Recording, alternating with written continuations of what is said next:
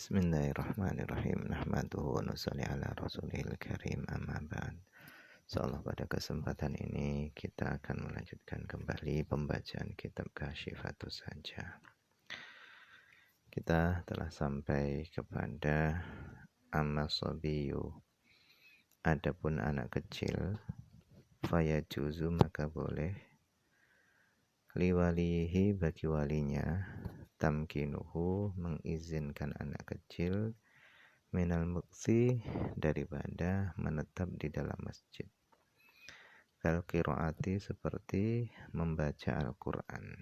Boleh juga walinya mengizinkan anak kecil tadi membaca Al-Quran meskipun dia masih kecil.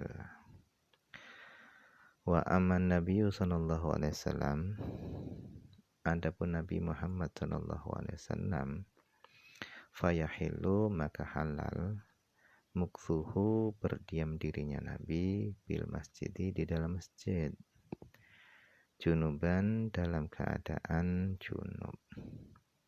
Wa huwa adapun yang demikian itu diperbolehkannya Nabi berdiam diri di dalam masjid dalam keadaan junub, itu min khasaisihi sallallahu alaihi wasallam, itu termasuk keistimewaan Nabi, kekhususan Nabi. Kenapa? Alasannya li'anna ihtiyajahu, karena butuhnya Nabi lil masjid, berada di dalam masjid, itu aktsaru, lebih banyak. Kebutuhan Nabi berada di dalam masjid itu lebih banyak. Untuk apa? Linashril sunnati, untuk menebarkan sunnah.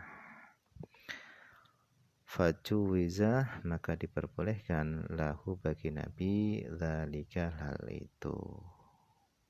Fajuwiza maka diperbolehkan lahu bagi Nabi dzalika hal itu, yaitu dalam kondisi junub Nabi boleh berada di dalam masjid. Lakinnahu akan tetapi hal itu lam yaqa minhu, belum pernah terjadi minhu dari Nabi. Nabi belum pernah dalam kondisi junub berdiam diri di dalam masjid, meskipun hal itu diperbolehkan untuk Nabi. Kemudian alasannya lagi wali anna dzatahu, dan karena sesungguhnya zatnya Nabi itu a'zamu, itu lebih agung, lebih besar, min dzatil masjidi, daripada zatnya masjid.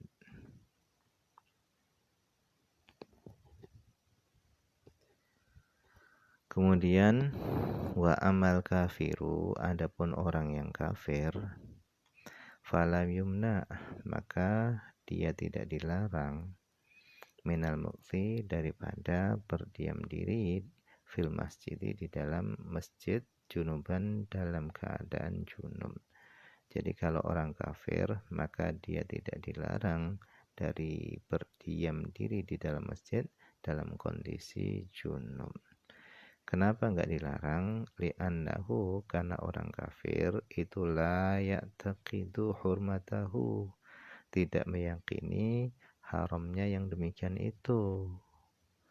Wa in haruma alaihi, meskipun diharamkan ke atas kafir tadi berdiam diri di dalam masjid dalam kondisi junub. Meskipun hal itu diharamkan atas kafir, tetapi fala yumna, maka tidak perlu dicegah ketika ada orang kafir masuk masjid dalam keadaan junub.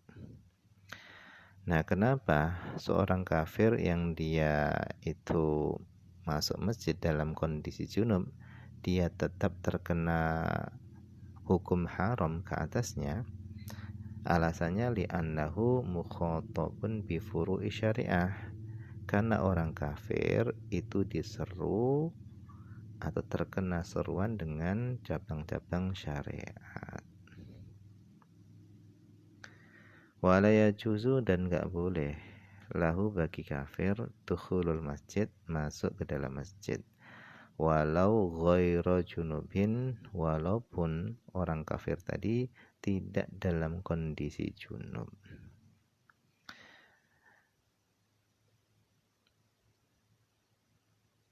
illa biidni muslimin, kecuali dengan izin seorang muslim. Jadi walaupun dia nggak dalam kondisi junub, maka nggak boleh bagi kafir tadi masuk masjid. Illa kecuali biidni muslimin, dengan izinnya seorang muslim balighin yang sudah mencapai usia balik, malah hajah bersama adanya kebutuhan.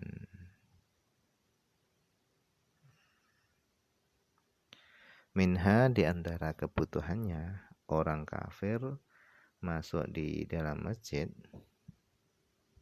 itu adalah julusul qadhi, yaitu duduknya orang kafir tadi bersama qadhi awil mufti, atau duduknya kafir tadi bersama mufti fihi, di dalam masjid. Au imaratihi, au imaratuhu, atau memakmurkannya masjid orang kafir. Orang kafir memakmurkan masjid, itu boleh. Jadi orang kafir yang junub itu dilarang masuk masjid kecuali ada 3 hajat ini. Di antaranya 3 hajat ini, baru dia boleh masuk masjid. Yang pertama, julusul qadhi awil mufti fihi, duduknya dia bersama qadhi atau bersama orang yang berfatwa fihi, di dalam masjid, atau untuk meramaikan masjid. Itu diperbolehkan.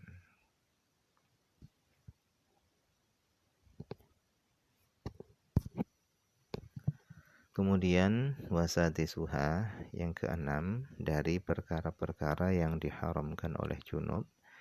Yang keenam adalah qiraatul Quran, membaca Al-Quran. Orang junub membaca Al-Quran itu diharamkan. Wasyurita, dan disyaratkan fi hurmatiha, di dalam haramnya qiraah itu sab'atu syurutin, ada 7 syarat. Jadi diharamkannya seorang yang junub membaca Al-Quran itu ada 7 syarat. Al-awalu, yang pertama adalah qaunul qiraah bil lafzi, adanya bacaannya Al-Quran itu dengan lafaz, dengan dilafalkan.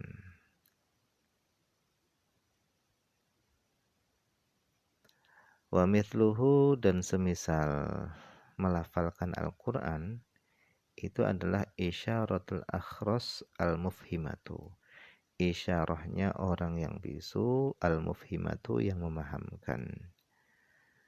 Jadi kalau isyarahnya orang yang bisu itu bisa dipahami oleh orang bahwasanya dia sedang membaca Al-Quran, maka isyarahnya tadi itu diharamkan. Alasannya li'anna isyaratahu, karena isyarahnya orang bisu itu mu'tadun biha, itu dianggap sebagai lafal. Ila, kecuali fi thalathati abwab, kecuali pada 3 bab. Jadi isyarahnya orang yang bisu itu dianggap kecuali pada 3 perkara ini. Ini enggak dianggap. Artinya meskipun dia berisyarah, tetapi itu enggak dianggap. Tidak terjadi dampak hukum kepadanya. Yang pertama, as-sholatu, sholat. Fala tabtulu biha, maka tidak batal apa sholat biha, dengan isyarahnya orang yang bisu. Jadi isyarahnya orang yang bisu di dalam sholat itu tidak membatalkan sholat. Kemudian yang kedua adalah wal-hinthu. Wal-hinthu ini adalah melanggar sumpah. Di sini boleh contohkan fa'idha halafa, maka apabila seorang bersumpah wa huwa natiqun, padahal dia adalah orang yang bisa berbicara. Orang yang bisa berbicara, dia bersumpah alla yatakallama, bahasanya dia tidak mau berbicara. thumma kemudian kharisa, kemudian dia menjadi bisu. Wa asyara bil kalam, kemudian dia berisyarah dengan kalam, maka lam yahnath, maka dia tidak melanggar sumpah. Jadi orang yang bisa bicara, dia bersumpah bahwasanya dia tidak akan berbicara. Ternyata setelah sumpah tadi, itu dia menjadi bisu. Kemudian setelah itu dia berisyarah dengan kalamnya, maka itu tidak dianggap melanggar sumpah. Karena isyarahnya ketika itu enggak dianggap. Kemudian yang ketiga adalah wasyahadatu, persaksian. Faida asyara biha, maka apabila orang yang bisu berisyarah biha dengan persaksian, maka la tuqbalu, enggak diterima. Jadi isyarahnya orang yang bisu di dalam persaksian itu enggak bisa diterima, enggak dianggap.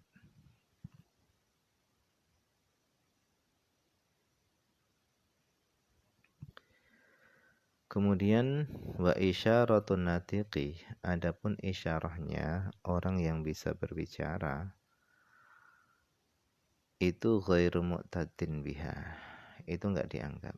Jadi isyarahnya orang yang bisa berbicara itu enggak dianggap. Illa kecuali fi salasati abwab, kecuali pada 3 bab. Jadi isyarahnya orang yang bisa bicara itu enggak dianggap, enggak berdampak hukum kecuali pada 3 perkara ini. Yang pertama, amanul kafir, yaitu melakukan akad aman bagi seorang yang kafir. Jadi akad aman ini sering dilakukan oleh orang-orang Arab zaman dahulu. Kemudian isyarahnya orang yang berbicara itu enggak dianggap kecuali pada 3 tempat ini. Yang kedua, isyarahnya orang yang natik tadi, isyarahnya orang yang bisa berbicara tadi, itu dianggap bisa berdampak hukum. Itu yang pertama tadi, melakukan akad aman bagi seorang kafir. Kemudian yang kedua adalah wal ifta, berfatwa. Ka'an qila lahu, seperti dikatakan kepadanya, ana tawadda'u bihadzal ma', bolehkah kami berwudu dengan air ini? Fa asyara, kemudian dia berisyarah an-na'am aula, boleh atau tidak. Jadi setelah dia ditanya apakah kami boleh berwudu dengan air ini, dia memberikan isyarah iya atau tidak. Nah, isyarahnya ini dianggap. Kemudian yang ketiga adalah riwayatu, meriwayatkan. Riwayatul hadis, meriwayatkan hadis. Ka'an qila lahu, seperti dikatakan kepadanya, an-narwi angka hadzal haditha, bolehkah kami meriwayatkan darimu tentang hadis ini? Bolehkah kami meriwayatkan hadis ini darimu? Fa asyara, kemudian orang yang bisa bicara tadi itu mengisyaratkan an-na'am aula, ya apa enggak, maka ini tetap dianggap.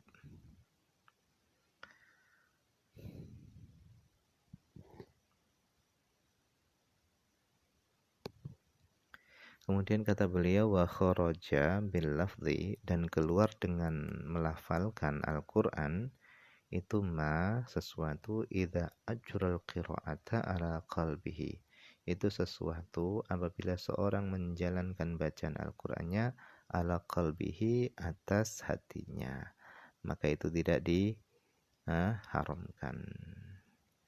Jadi orang yang junub kok dia menjalankan bacaan Al-Qur'annya itu di dalam hatinya, maka itu enggak diharamkan. Yang diharamkan adalah ketika dia melafalkan lafal-lafal Al-Qur'an.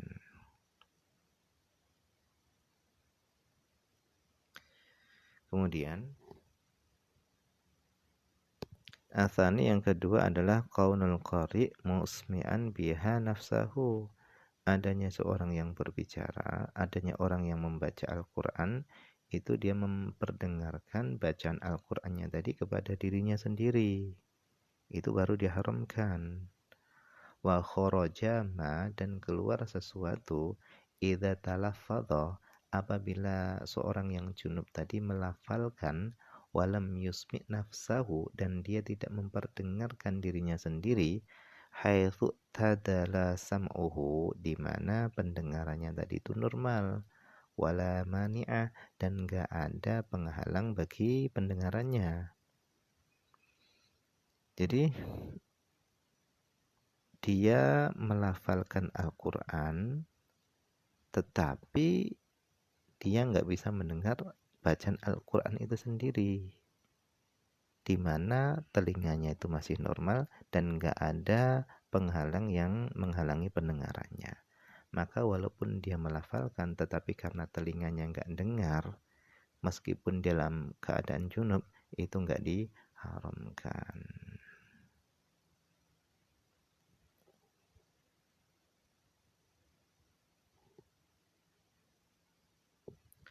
Wallahu a'lam. Ini saja yang bisa dibaca pada kesempatan ini. Semoga ada manfaatnya.